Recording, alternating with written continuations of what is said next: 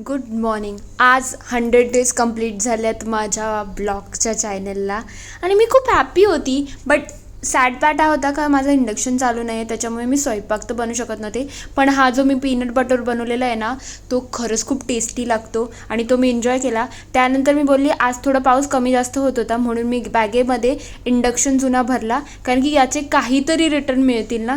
पण सगळं आवरलं तेवढ्यात बघते तो खूप जोरजोरात पाऊस चालला होता, म्हणून मी थोडा वेळ थांबली की पाऊस थोडा कमी होऊ दे, त्याच्यानंतर मी निघेल. कारण की मला भिजायची बिलकुल इच्छा नव्हती. मी भिजली की लगेच आजारी पडते.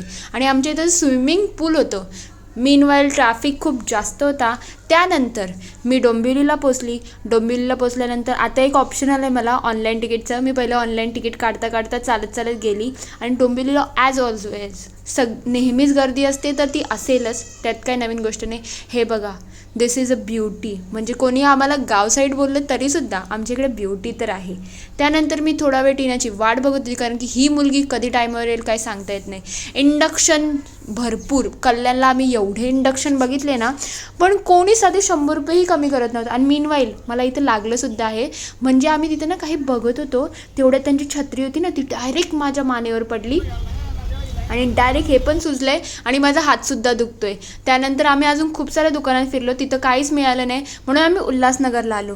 आणि शेवट आम्हाला ही गॅस मिळाली, जी 2000 रुपयाला मिळाली, विथ म्हणजे ऑल द युटेन्सिल्स सगळं होतं याच्यामध्ये. ही चालू पण करून बघितल्या आम्ही, सगळं व्यवस्थित होतं. त्यानंतर आम्ही थोडा आमचा मार्केट फिरला 2 नंबरचा. नंतर ही फेमस किशोर पॅटीस खाल्ली, कारण की खूप वर्षानंतर मी खाल्ली आहे ही.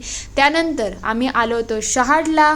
शहाडवरून मी निघाली डोंबिवलीला वापस यायला.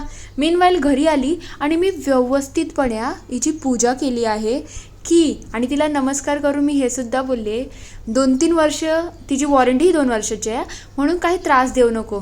But look at this happen with me and every time. तुमच्यावर असं कधी होतं का?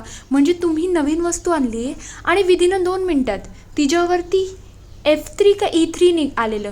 म्हणून मी वैतागून शेवटीच्या घरी आली. आम्ही थोडा वेळ टाईमपास केला, याच्याने माझा मूड चांगला होता माऊचीबरोबर खेळल्यानंतर. मीनवाईल जेवणाचं बनवण्याचा मूड नव्हता, मग सुप्रियाच्याच घरी मी जेवण एन्जॉय केलं. भेटूया उद्याच्या ब्लॉगला.